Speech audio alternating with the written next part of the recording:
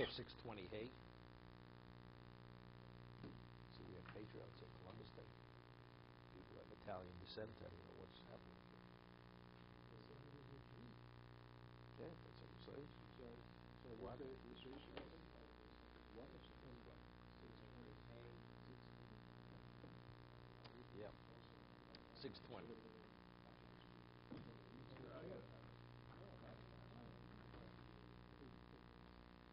Of Tnoi Gidra Tshuva Rav Meir.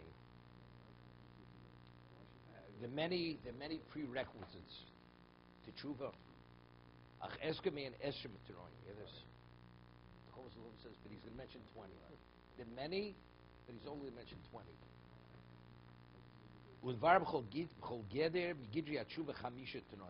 In every one of the 20, there's 5.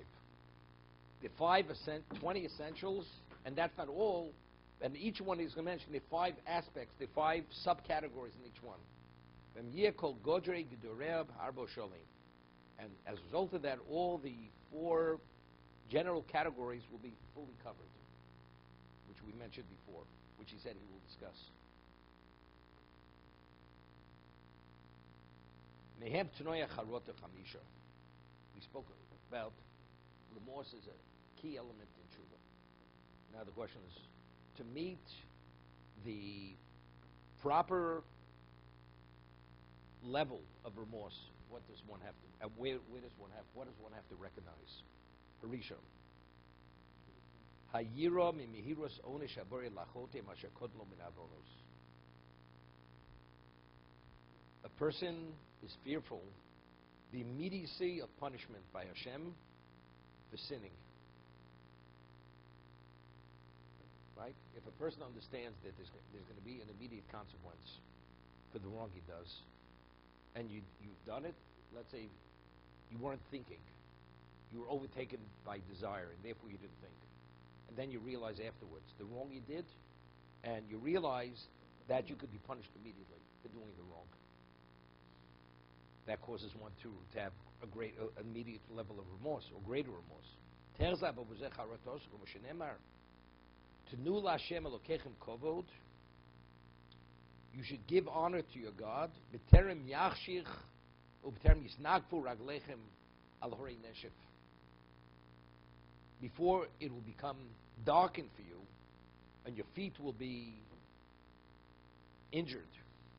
Al Hari Nofish, on mountains of darkness.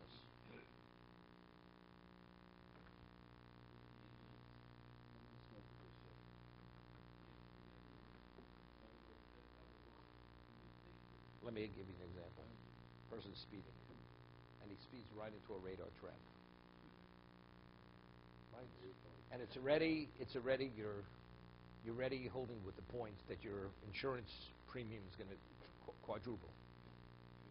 You say, why did I speed? Why did I speed? You got caught. And there's no question, he's coming after you, it's recorded. You regret the foolishness of speeding. Was it really worth it?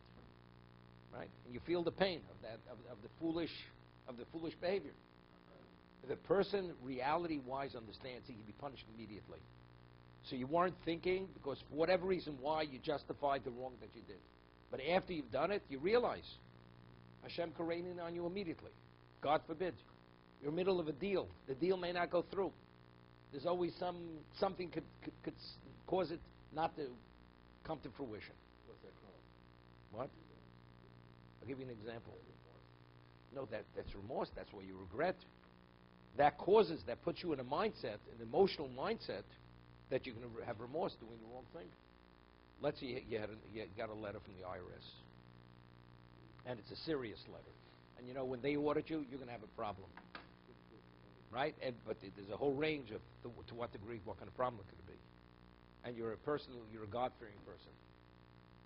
You're going to behave a little bit better until you resolve that issue. Why? Because you hope that by behaving better, you get the least degree of whatever's coming down the pike. Right? But if you wouldn't have had that letter, things are okay. But a person who is Yori Shamayim, he understands God can rain in on you immediately. That's You should give honor to God before things get bleak and dark, before you stumble on the mountains of darkness, before that happens. What about the Mishnah in Pirkei Avos? Do tshuva a day before you die. Do you know when you're going to die? God forbid, you never know. Every moment could be the last moment of your life. If a person puts it in that perspective, has that mindset, you're going to make corrections right away. And you're definitely not going to cross the line, knowing that this may be the last line you may cross.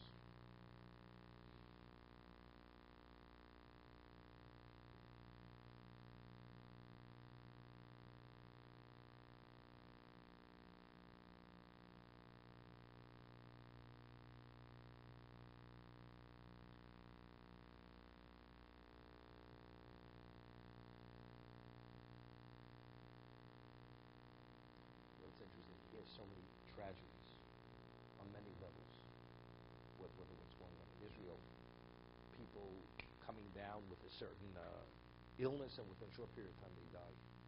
Different things, I mean, unusual things that we've never heard before. How do people react and process that? Did you hear what happened? Terrible.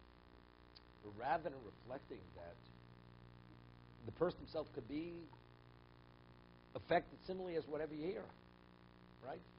People don't draw it onto themselves. You know, it's tragic. But the person has to understand, as it happened to another person, God forbid, you pray it shouldn't happen to you. But it could. Right? And if a person thinks in that context, automatically you're going to act and behave differently, knowing that. Because there is such a thing as what we call schar v'onish. There is reward and punishment. That's a fundamental. That's one of the tenets of Jewish belief, that this schar v'onish,